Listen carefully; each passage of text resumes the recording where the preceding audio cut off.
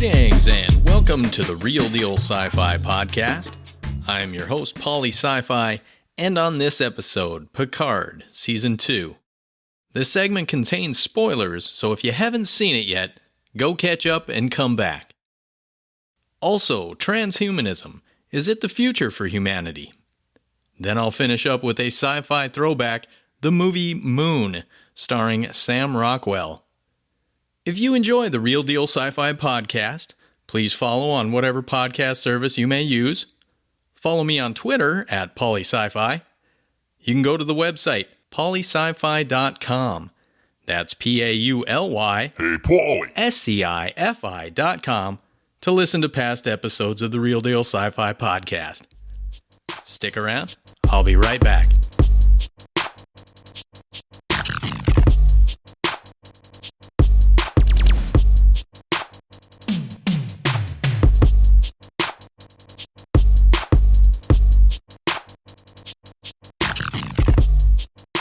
I have to admit, when I first heard about the Picard series, I was both excited and dubious. I love Patrick Stewart, and Picard is my favorite starship captain.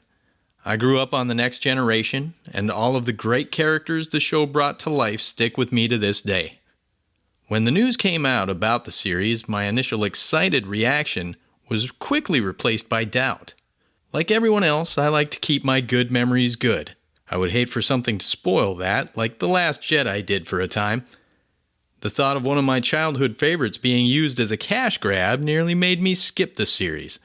But I am Paulie Sci-Fi, and science fiction is about facing the unknown and overcoming our biases, right? Needless to say, my fears were completely unfounded. Picard was always the more cerebral of the Starfleet captains, and in this series he is still that. Being in his 70s and now 80s, Patrick Stewart is no spring chicken and is portrayed as he is. He's definitely not doing his own stunts. This season of Picard introduced one of my favorite Star Trek paradigms, the alternate dimension where Spock has a goatee and is evil. This season has all the goods. Q makes his appearance, as well as the Borg Queen.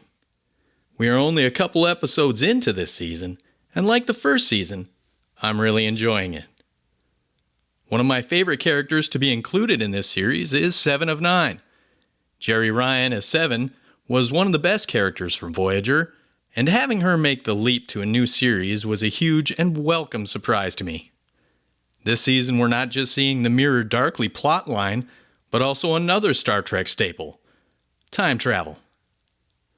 I'm a bit anxious to see how this turns out, which will keep me watching. Time travel in the Star Trek universe has been done so many times, I find myself wondering if they're going to be able to pull it off this time. The cast is up to the challenge, I'm sure of that. But are the writers? Were they able to come up with something new that would revitalize the old ideas and tropes that science fiction has been offering up since its early days? Time will tell, and I will keep watching. I'm hoping that there's still a rabbit left to be pulled out of the time travel hat. And if there is, I really hope Picard found it.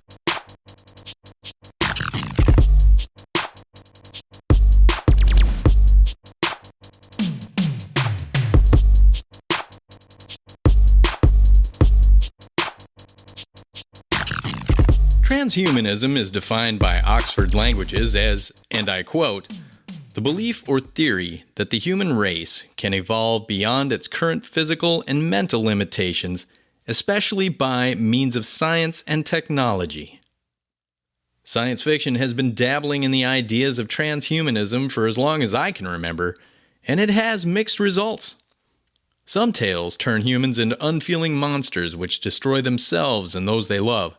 Others show the promise of a new dawn. We're witnessing the shift due to our technological advances from science fiction into science fact. Transhumanism encompasses a whole host of sciences which, when applied to the human condition, can make us more than what we are today. There is a common misconception that transhumanism is implantable devices, which allow humanity to interact with the world in new ways. But it's more than that. Right now, you're using a device which is considered to be transhumanist technology. This revolution has been going on for a long time, and like all advances, they are best seen through the lens of time. The Pythagorean theorem, developed by Pythagoras, one could argue is a transhumanist idea. It allowed humanity to build and perform mathematics which was until that point unknown. The automobile was a scientific creation which allowed humanity a huge leap in its development. Without cars, we'd still be using horses and our legs to travel.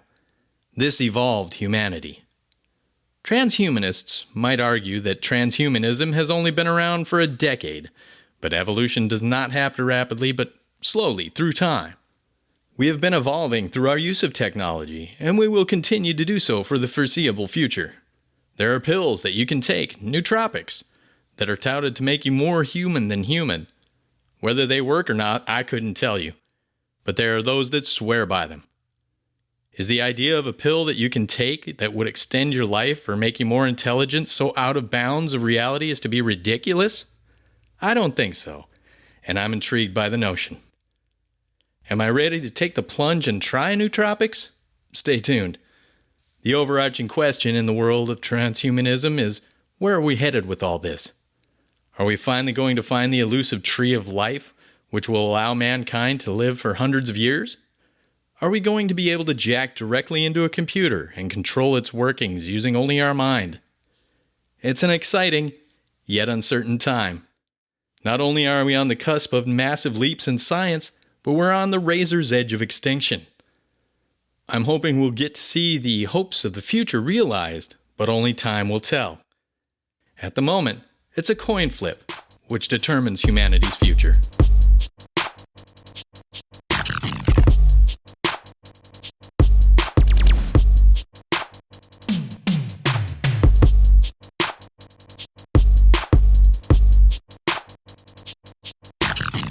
This week, for some throwback sci-fi, I picked the 2009 movie Moon, starring Sam Rockwell and Kevin Spacey.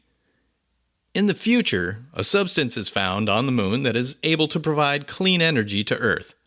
This energy has enabled humanity to sustain itself on an increasingly overpopulated planet, as well as allowing humanity to reverse the damaging effects of global warming.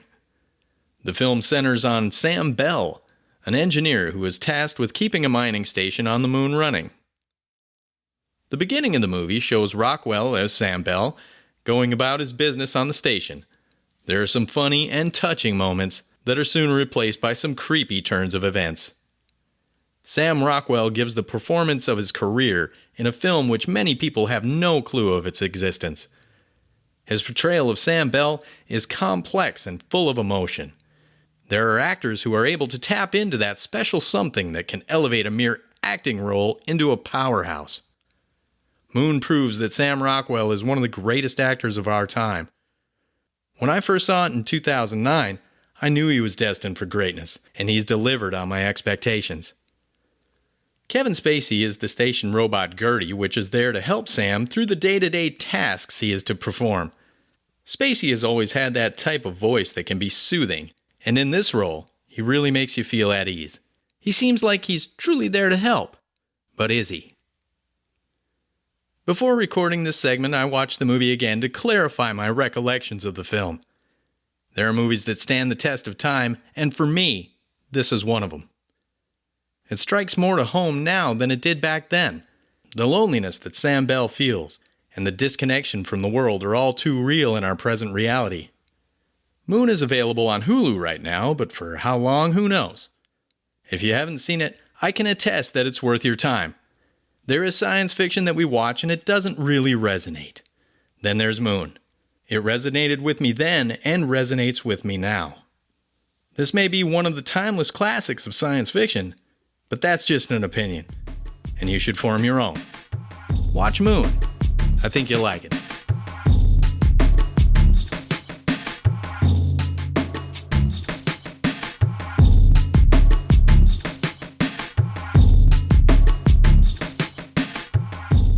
Thank you for joining me on this episode of the Real Deal Sci-Fi Podcast. If you enjoy the show, please subscribe on whatever podcast service you may use. Follow me on Twitter at PaulySciFi. Also, go to paulyscifi.com. That's PAULYSCIFI.com to catch up on past episodes. Tune in next time for The Real Deal.